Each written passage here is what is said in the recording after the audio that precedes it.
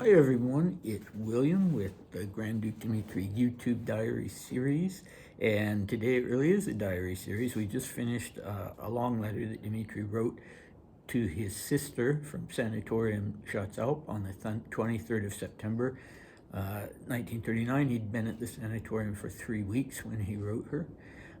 But today, I wasn't sure where to go next to another letter or what to do, but today I'm going to switch to the diary entries, and we're going to jump ahead a little, so I hope you'll forgive me for that. We're going to start with 6 February, and the main reason is because I don't have everything with me here in Davos.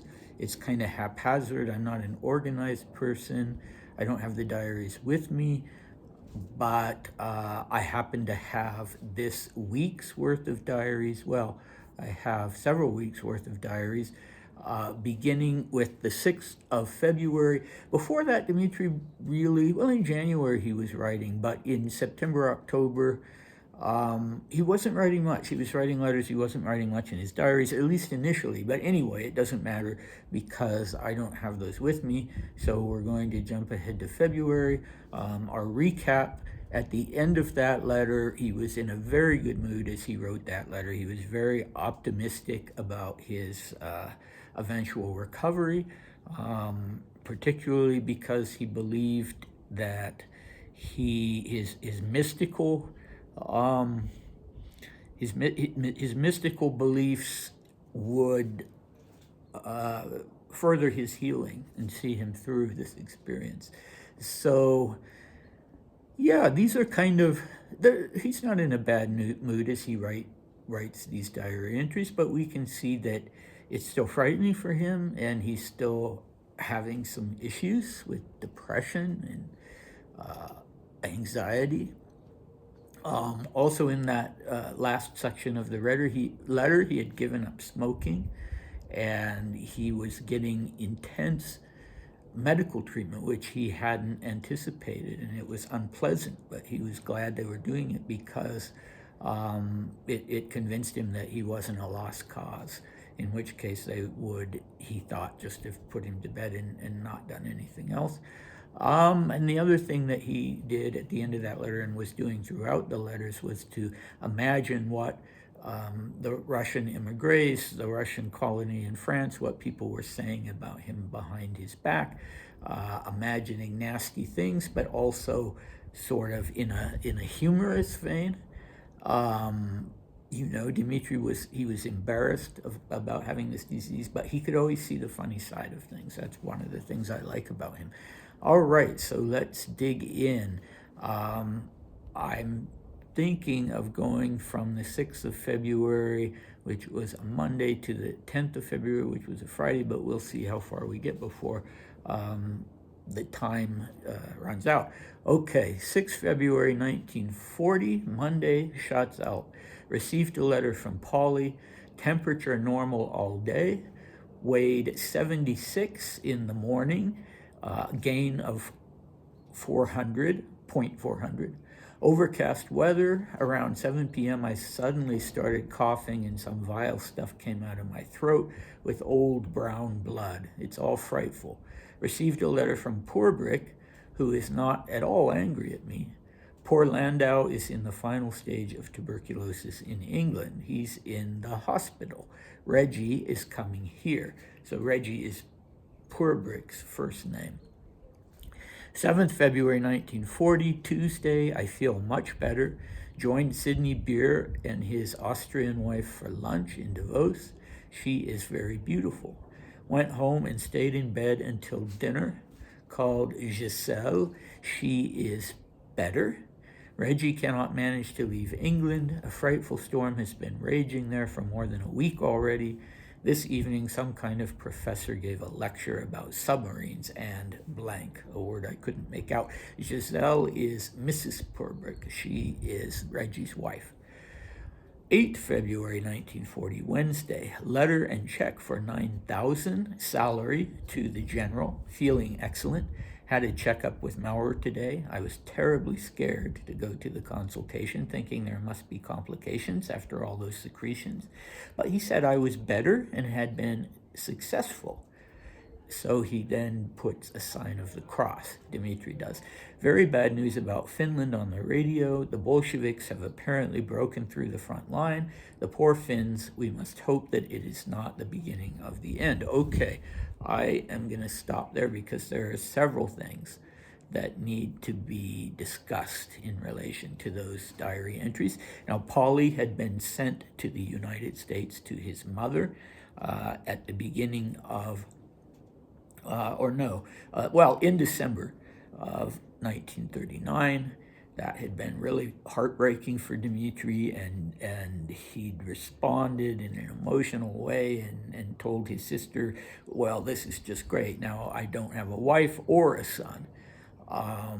But he and Paulie were continuing to exchange letters. They didn't talk on the phone. It was difficult back then, but they were exchanging letters on a regular basis. And Paul Ilinsky told me later that one of the things he was sending his father was little comic strips that he himself would draw and write. Okay, so we find that Dmitri has indeed made a big improvement since we last heard from him at the end of September. He weighed about 131 and 132 pounds, which was just emaciated for a man of his height, over 6 feet tall. Now he weighs what does he weigh? 167 pounds. So that's a vast improvement. They've been stuffing him. They're feeding him every 3 hours, and that's really paid off. Landau, who's dying of tuberculosis, who's very near the end, Dmitri says, in England. I don't know who he is. So who is the mysterious Reggie Pourbrick? Well, he is a member of Parliament. He's a member of the British Parliament, an MP representing Liverpool in the House of Commons. And his wife is, funnily enough, Giselle. Her name back when Dmitri met her, this must be her second husband because she was already married when Dmitri met her, and her last name then was Marburg. I believe she was American. I should have gone back and checked that. I'm not sure. But despite her name, she wasn't French or German. And Dmitri just immediately became infatuated with her when he saw her at the Ritz in London. And this is all the way back in 1919.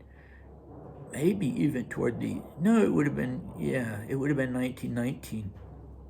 And just immediately infatuated with her, was kind of staking out the lift so that if he saw her get on the lift, he could get on the lift too. And I don't know, it's not clear from the diaries that they ever actually had an affair, and I'm thinking they probably didn't, because usually Dmitri was rather frank about those things. But they did end up having a very close friendship. And as you can see, lots of people in the 1919 diaries, I can tell you, have fallen by the wayside. But Giselle is not one of those people. And in fact, she and her husband both are good friends of Dmitri's. Now, Dmitri has been very apprehensive about Reggie coming to Davos. Giselle is in Davos. She's also suffering from tuberculosis, and in fact will die around the same time Dmitri does, but in England, not in Davos. And Dmitri is apprehensive about this visit from Reggie, and the reason why is because he owed Reggie quite a lot of money, and he had been struggling financially until he finally agreed to send. He had full custody of his son, but when Audrey insisted that Paul be sent to the U.S., Dmitri initially resisted, but once he complied, he was given an income, a substantial monthly income from Audrey. But it was the right thing to do anyway, because Paulie should not have stayed. He was at a boarding school in England, and he should not have stayed in Europe during the war, which Maria tried to convince Dmitri of, and finally they got through to him, although there was also this, financial windfall because I think he was pretty desperate. He owed money to various people, quite a lot in some instances. Reggie was one of them. So he was afraid that Reggie was really angry at him. But now, at least, as we'll see, he has the ability to pay that debt back. Okay, so who was Sidney Beer? That would be the English pronunciation of the name, and he was, in fact, which is spelled like the drink, Beer, and he was, in fact, an Englishman, though it's, it's, I don't know, it sounds German, but anyway, he was younger than Dmitri by 8 years, but he was quite a successful person. He would live until 1971. He was a wealthy British industrialist. He was famous for his racing stable and also for his exploits as a gambler. So you can see why he and Dmitri would have hit it off with the horses and the gambling. He was a keen amateur conductor, a music conductor, who, and that same year in 1940, he would start his own orchestra in London, the Sidney Beer Orchestra, which would later become the National Symphony Orchestra, which I find very interesting. I mean, here he's this man with all this money, and he can afford to do things like that. He wants to start an orchestra, he starts an orchestra. So I don't know the details of how he and Dmitri got to know each other, but Dmitri was this was a very English phase of his life, even though he'd been living in France before he came to Chatzalp. He'd been living in Paris and in the south of France, but, spending a lot of time with English people and being more involved with, English politicians than with the political activists in the White Russian community, unlike when he was, a younger man in the 20s and the early 30s. So it's not surprising that he's spending his time with British people in Davos. None of them were actually at Chatzalp, although interestingly enough, Reggie Pourbrick had been at Chatzalp. I think much earlier in the 30s, if I'm not mistaken, maybe even the 20s, but I think it was the 30s. So that's, a lot of people came here who didn't have tuberculosis. I doubt he had tuberculosis. I mean, a lot of people came here just to recuperate from the stresses of life, and you wouldn't think that you would want to do that in a tuberculosis sanatorium where, there's the risk of infection, but people did do that. Anyway, okay, what do we have next? So that's Sidney Beer. His wife I know nothing about. We only know that she's Austrian and she's beautiful, according to Dmitri. And what else? The British presence in Davos I wanted to mention was really, really substantial. So Davos had, the British like to claim, and maybe they're right, I haven't looked into that claim, that they were the ones that founded the winter sport and the mountain climbing in Switzerland, not just in Davos. And there was an English colony here going all the way back to the beginning. Sorry, there's a tourist group down there. You had people staying here like Robert Louis Stevenson and Arthur Conan Doyle before the sanatorium era really got started. Chatzalp was built in and opened it built in 1900, opened its doors at the end of 1900.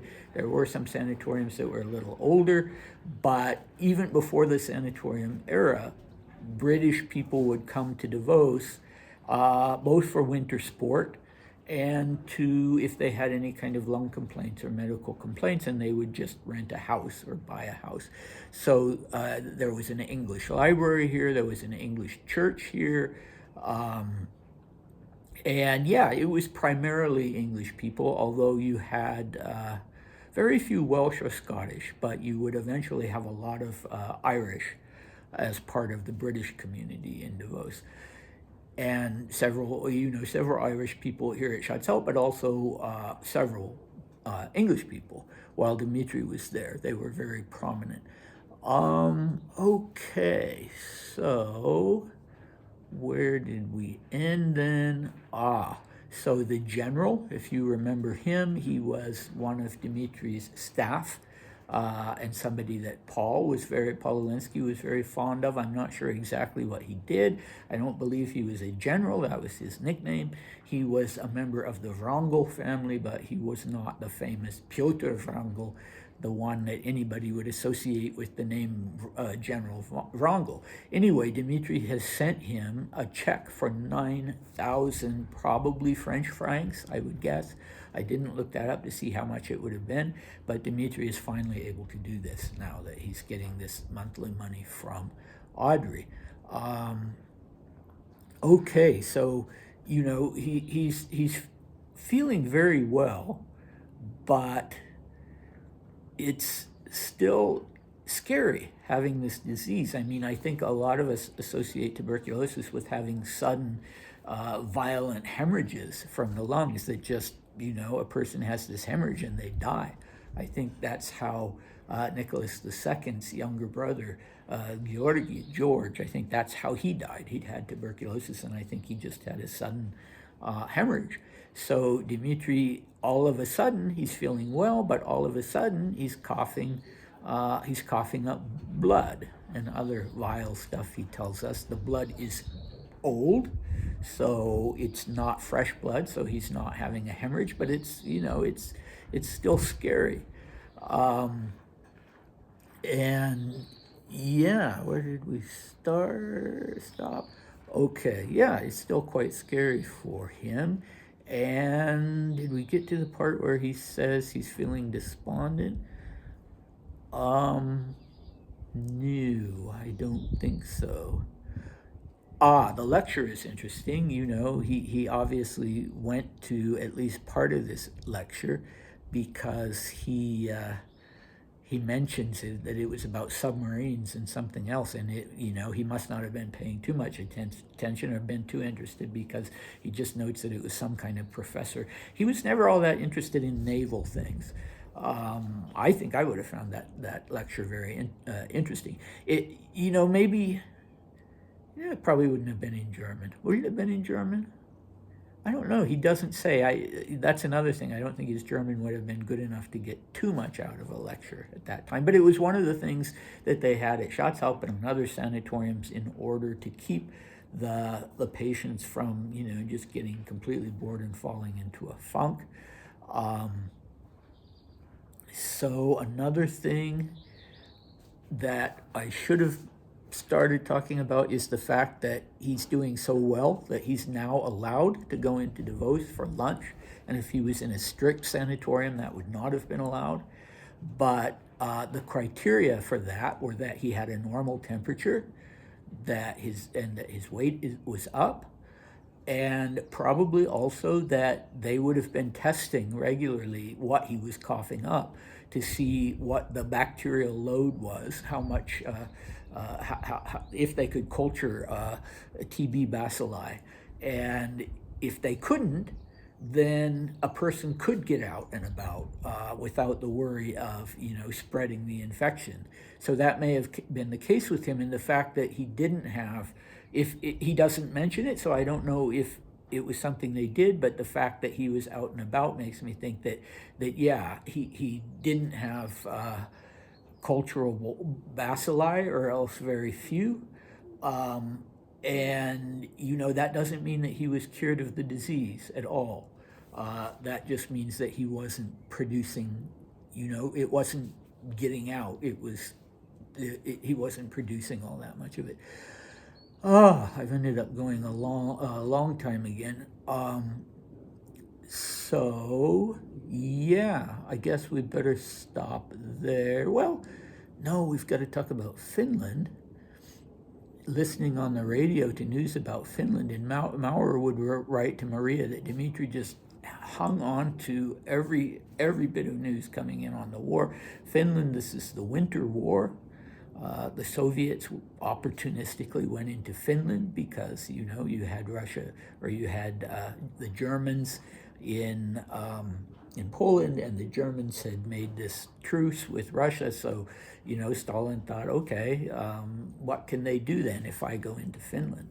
So, yeah, that's what Dmitri is paying close attention to at the moment. The main theater of the Second World War, nothing much was going on. That's why they called it the phony war at this period. Anyway, it's interesting that he's very clearly on the side of the Finns throughout this period, as you'll hear with the Winter War, and that, way back when the Bolsheviks had gone into Poland when was that, 1919, he'd been more equivocal about that. He didn't want the Red Army to succeed, but on the other hand, it's a Russian army. So, he was really divided on that, but this time, no. And I think that is an indication that, as he told Maria in another letter that we haven't done yet, I am now a patriot of Europe. And so, yeah, he's on the side of the Finns. We'll talk about that later. I had no idea I would end up going through I would be going so long and getting a little confused, so I'm really sorry about that. Next time we'll have, again, very interesting material, because Dmitri is well enough to be socializing now. So I hope to see you then. Bye.